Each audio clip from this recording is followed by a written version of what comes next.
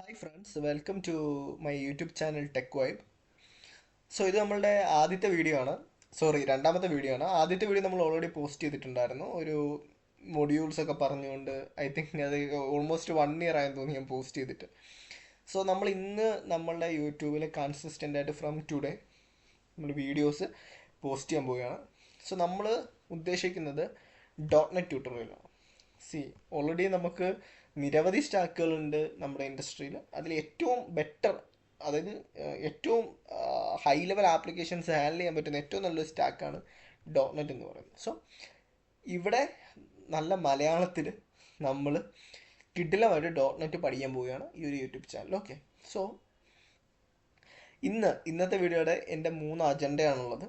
First agenda എന്ന് പറയുന്നത് ഒരു പ്രൊജക്റ്റ് ക്രിയേറ്റ് ചെയ്യുക.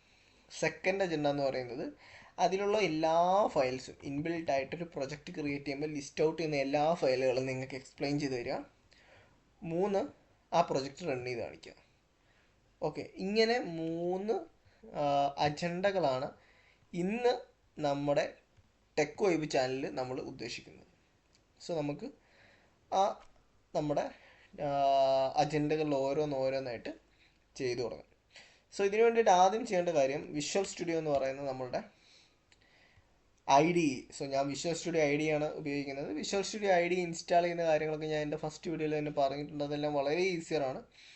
സോ നിങ്ങൾക്ക് ഡയറക്റ്റ് ഇൻസ്റ്റാൾ ചെയ്യുന്ന കാര്യമുള്ളൂ. ഇൻസ്റ്റാൾ ചെയ്ത് ഓപ്പൺ ചെയ്ത് ഇങ്ങനത്തെ ഒരു ഇൻ്റർഫേസ് ആയിരിക്കും നിങ്ങൾക്ക് കിട്ടുന്നത്. അതിൽ ക്രിയേറ്റ് ന്യൂ പ്രൊജക്റ്റ്, ഈ കാണുന്ന ന്യൂ പ്രൊജക്റ്റിൽ ക്ലിക്ക് ചെയ്തതിന് ശേഷം ഒന്ന് വെയിറ്റ് ചെയ്യേണ്ടി വരും. കുറച്ചൊന്ന് ലോഡിങ് ടൈം ഉണ്ട്. Let's wait for some time. അതിൻ്റെ ടെംപ്ലേറ്റ്സും കാര്യങ്ങളൊക്കെ ഒന്ന് ലോഡ് ചെയ്ത് വരാൻ എടുക്കുന്ന ഈ ടൈമാണ്. ഓക്കെ, അപ്പം ഇങ്ങനെ ഒരു വിൻഡോ കിട്ടും. ഈ കാണുന്ന വിൻഡോയിൽ നമ്മൾ ഇവിടെ മുകളിലായിട്ട് ഡോട്ട് നെറ്റ് കോർ എന്ന് സെർച്ച് ചെയ്യാം. Dot net core.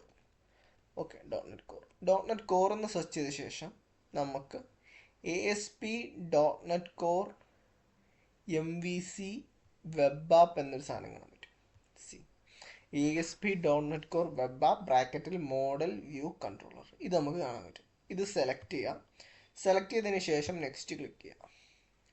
ക്ലിക്ക് ചെയ്തതിന് ശേഷം ഇവിടെ പ്രൊജക്റ്റ് നെയിം ചോദിക്കുന്നുണ്ട്. പ്രൊജക്റ്റ് നെയിം നിങ്ങൾ ഉദ്ദേശിക്കുന്ന എന്ത് നെയിമാണ് നിങ്ങളുടെ പ്രൊജക്റ്റിന് നിങ്ങൾക്കത് കൊടുക്കാം. ഞാൻ ഉദ്ദേശിക്കുന്നത് ടെസ്റ്റ് പ്രൊജക്റ്റ് എന്നാണ് എൻ്റെ പ്രൊജക്റ്റിൻ്റെ പേര് ഞാൻ ഉദ്ദേശിക്കുന്നത്. ബിക്കോസ് നമ്മുടെ പ്രൊജക്റ്റാണ്. നമ്മളൊരു അണ്ടർസ്കോർ ഇട്ടിട്ട് നമ്മുടെ ചാനലിൻ്റെ പേരോടെ നമ്മൾ കൊടുക്കുന്നുണ്ട്, ടെക് വൈബ്. ബിക്കോസ് സ്പേസ് വർക്കാവില്ല, അതുകൊണ്ടാണ് നമ്മൾ ഒരു അണ്ടർസ്കോർ ഇട്ട് ചെയ്യുന്നത്. പിന്നെ ഇവിടെ നിങ്ങൾക്ക് എവിടെയാണ് വേണ്ടത്, എൻ്റെ ഓൾറെഡി ഡിഫോൾട്ട് ആയിട്ടൊരു ലൊക്കേഷൻ വരും. I am going with the same location. Okay, then solution name എന്ന് വെച്ച് കഴിഞ്ഞാൽ ഈ പ്രൊജക്റ്റിനകത്ത് ഒരു സൊല്യൂഷൻ ഫയൽ ഉണ്ടായിരിക്കും. ആ സൊല്യൂഷൻ ഫയലിന് ഏത് പേര് വേണം, നിങ്ങൾക്ക് സെയിം പേര് മതിയോ, പ്രൊജക്റ്റിൻ്റെ അതേ പേര് തന്നെ മതിയോ, അതോ നിങ്ങൾക്ക് ഡിഫറെൻ്റ് പേര് കൊടുക്കണോ, നിങ്ങൾക്ക് അതും കൊടുക്കാം. Okay, that's it. ദെൻ നിങ്ങൾക്ക് നെക്സ്റ്റ് ക്ലിക്ക് ചെയ്യാം. Okay, I'm going for next. And here is the important part. നിങ്ങൾക്ക് ഏത് ഫ്രെയിം വർക്ക്, ഡോട്ട് നെറ്റിൻ്റെ ഏത് version of framework use ചെയ്യണമെന്നുള്ളത്. സോ ഇവിടെ 2 ഫ്രെയിം വർക്ക് ഡ്രോപ്പ് ഡൗൺ ഉണ്ട്, 9ഉം 8ഉം. So 9 എന്ന് പറയുന്നത് സ്റ്റാൻഡേർഡ് ടൈം സപ്പോർട്ടാണ്. സ്റ്റാൻഡേർഡ് ടൈം സപ്പോർട്ട് എന്ന് വെച്ച് കഴിഞ്ഞാൽ അവരൊരു ടെസ്റ്റിംഗ് പർപ്പസിന് വേണ്ടി ഇറക്കി വിട്ടിരിക്കുകയാണ്. ലോങ് ടൈമിൽ നിങ്ങൾക്ക് സപ്പോർട്ട് കിട്ടില്ല. സോ ഫസ്റ്റ് ഓഫ് ഓൾ എപ്പോഴും ഞാൻ സജസ്റ്റ് ചെയ്യുന്നത് go for long time support. Okay, so we are going for dot net 8. And authentication type കാര്യങ്ങളൊക്കെ പറയുന്നുണ്ട്. HTTPS configuration, container OS, Docker file, ഇതൊക്കെ എന്താണെന്ന് വെച്ച് കഴിഞ്ഞാൽ ഇതൊക്കെ നമ്മൾ അടുത്തുള്ള പുതിയ ഓരോരോ ചാപ്റ്റേഴ്സ് വരുമ്പോൾ ഞാൻ പറയാം. സോ ഓതൻറ്റിക്കേഷൻ എന്ന് വെച്ച് കഴിഞ്ഞാൽ വിച്ച് കൈൻഡ് ഓഫ് ഓതൻറ്റിക്കേഷൻ ആണ് നിങ്ങൾ യൂസ് ചെയ്യുന്നത്, ഏതെങ്കിലും സ്പെസിഫിക് ഐഡൻറ്റിറ്റി പ്ലാറ്റ്ഫോം നിങ്ങൾ യൂസ് ചെയ്യുന്നുണ്ടോ, അല്ലെങ്കിൽ നോർമൽ വിൻഡോസ് ഓതൻറ്റിക്കേഷൻ ആണോ. നമ്മൾ നണ്ണിലാണ് പോകുന്നത് തൽക്കാലം, because it's A test project. Then HTTPS ആണോ HTTP ആണോ നിങ്ങൾ യൂസ് ചെയ്യുന്നത്, കോൺഫിഗർ ചെയ്യാണോ HTTPS. സോ ഞാനിവിടെ HTTPS കോൺഫിഗർ ചെയ്യുന്നുണ്ട്. അതുപോലെ തന്നെ കണ്ടെയ്നർ സപ്പോർട്ട് ആവശ്യമുണ്ടെങ്കിൽ ക്ലിക്ക് ചെയ്താൽ ഇതെല്ലാം എനേബിൾ ആവും. നിങ്ങൾ ഏത് കണ്ടെയ്നറാണ്, ഡോക്കർ യൂസ് ചെയ്യുന്നുണ്ടോ, അല്ലെങ്കിൽ ഡയറക്റ്റ് SDK കണ്ടെയ്നേഴ്സിലാണോ പോകുന്നത്, അങ്ങനെയുള്ള കാര്യങ്ങൾക്ക് തൽക്കാലം നമ്മളിവിടെ കണ്ടെയ്നേഴ്സ് ഒന്നും എനേബിൾ ചെയ്യുന്നില്ല. അതൊക്കെ നമുക്ക് ഓരോ ട്യൂട്ടോറിയലും വരുന്നതനുസരിച്ച് നമ്മൾ അതെല്ലാം പറയുന്നതായിരിക്കും. ശേഷം ക്രിയേറ്റ് ചെയ്യാം.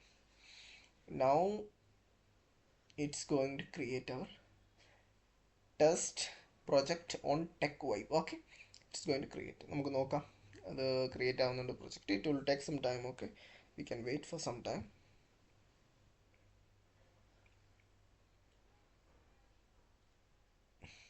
ഓക്കെ, നമ്മുടെ പ്രൊജക്റ്റ് ക്രിയേറ്റ് ആയി വന്നിട്ടുണ്ട്. ഓക്കെ, നമ്മുടെ പ്രൊജക്റ്റ് ക്രിയേറ്റ് ആയി വന്നിട്ടുണ്ട്. ഇനി നമുക്ക് കോഡ് എഴുതാൻ ചാറ്റ് ജി പി ടി ഉണ്ട്, ക്ലൗഡ് കോഡ് ഉണ്ട്, പല AI ടൂൾസ് ഉണ്ട്. പക്ഷേ AI എഴുതുന്ന കോഡ് അനലൈസ് ചെയ്യണമെങ്കിൽ ഈ കോഡ് എവിടെ നിന്ന് എങ്ങോട്ടാണ് ഫ്ലോ ചെയ്യുന്നതെന്നുള്ളത് മനസ്സിലാവണം.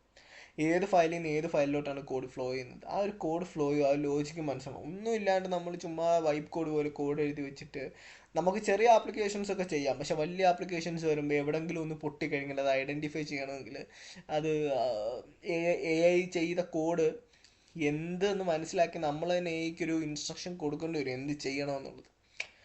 AI തരുന്ന ഓരോന്നും നമുക്ക് ബ്ലാങ്ക്ലി അങ്ങ് ഓക്കെ കൊടുത്തു വിടാനാവില്ല. ചിലപ്പം തെറ്റുകളുണ്ടാവും. So we should analyse and we should find out any wrong is there or what. So അങ്ങനെ മാത്രമേ നമുക്ക് മുമ്പോട്ട് പോകാൻ പറ്റുള്ളൂ. സോ അതുകൊണ്ടാണ് നമ്മൾ code understanding is very important. So നമ്മൾ ഒരു സ്റ്റാക്ക് എന്തും ആയിക്കോട്ടെ ഏതും ആയിക്കോട്ടെ, നമ്മളൊരു സ്റ്റാക്ക് പഠിക്കുന്നുണ്ടെങ്കിൽ ആ ഒരു tech stack we should understand. Okay, so അത് വളരെ ഇമ്പോർട്ടൻ്റ് ആണ്. അതിപ്പോൾ ഏത് വൈപ്പ് കോഡ് വന്നാലും ശരി. സോ നമുക്ക് അതൊക്കെ രണ്ടാമത്തെ കാര്യം. സോ നമുക്ക് ഈ ഒരു ഇൻ്റർഫേസ് ഇങ്ങനെ ഓപ്പൺ ആയി വരും. ഇവിടെ നമുക്ക് രണ്ട് കാര്യം കാണാൻ പറ്റും. ഒന്ന് സൊല്യൂഷൻ എക്സ്പ്ലോറർ. ഈ സൊല്യൂഷൻ എക്സ്പ്ലോററിലാണ് നമ്മുടെ മുഴുവൻ പ്രൊജക്റ്റും അതിൻ്റെ ഫയൽസും ലിസ്റ്റ് ഔട്ട് ചെയ്തിട്ടുള്ളത്. ഓക്കെ, സൊല്യൂഷൻ എക്സ്പ്ലോററിനകത്തായിരിക്കും നമ്മുടെ മുഴുവൻ പ്രൊജക്റ്റും ഫയൽസും ലിസ്റ്റ് ഔട്ട് ചെയ്തിട്ടുള്ളത്. സോ ഇത്രയും ഫയൽസാണ് തൽക്കാലം നമുക്ക് പ്രൊജക്റ്റിൽ കാണാൻ പറ്റുന്നത് അല്ലേ. ഇത്രയും ഫയൽസാണ് തൽക്കാലം നമ്മുടെ പ്രൊജക്റ്റിൽ നമുക്ക് കാണാൻ പറ്റുന്നത്. നമ്മുടെ ടെസ്റ്റ് പ്രൊജക്റ്റ് ടെക് വൈബിൽ നമുക്ക് കാണാൻ പറ്റുന്ന പ്രൊജക്ട്സ് ഇതാണ്. സോ ഫസ്റ്റ് ഓഫ് ഓൾ ഈ ഒരു ഫയലിൽ ഞാൻ ഡബിൾ ക്ലിക്ക് ചെയ്താൽ എനിക്ക് ഇവിടെ ഒരു ഫയൽ ഓപ്പൺ ആയി വരും. This is nothing but our CSPROG file, .cs project file എന്ന് പറയും. സോ ഈ ഒരു ഫയലിൽ തുറക്കാം. ഈ ഒരു ഫയലിനകത്താണ് നമ്മൾ നമ്മുടെ ഡോട്ട്നെറ്റിൻ്റെ ഫ്രെയിം വർക്കുകൾ, അതുപോലെ തന്നെ നമ്മൾ നമ്മുടെ പാക്കേജുകളുടെ വേർഷൻസ് അതെല്ലാം ലിസ്റ്റ് ചെയ്യുന്ന ഇവിടെ ആയിരിക്കും. എന്തെന്ന് വെച്ച് കഴിഞ്ഞാൽ ഇപ്പം ഇവിടെ വന്നിരിക്കുന്നത് കണ്ടോ, ടാർഗറ്റ് ഫ്രെയിം വർക്ക്. എന്താണ് നമ്മൾ യൂസ് ചെയ്യുന്ന ടാർഗറ്റ് ഫ്രെയിം വർക്കാണ് ചോദിച്ചേക്കുന്നത്. ഏതാ? .NET 8. ഓക്കെ, ഇനി നള്ളബിൾ എന്ന് പറയുമ്പോൾ നള്ളബിൾ എനേബിൾ ചെയ്തിട്ടുണ്ട്. നള്ളബിൾ എന്ന് വെച്ച് കഴിഞ്ഞാൽ നള്ളബിൾ എനേബിളും ഉണ്ട് ഡിസേബിളും ഉണ്ട്.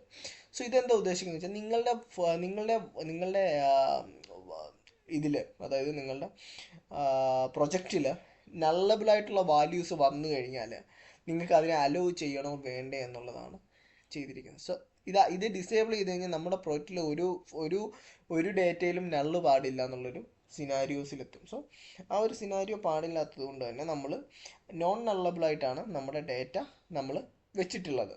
ഓക്കെ,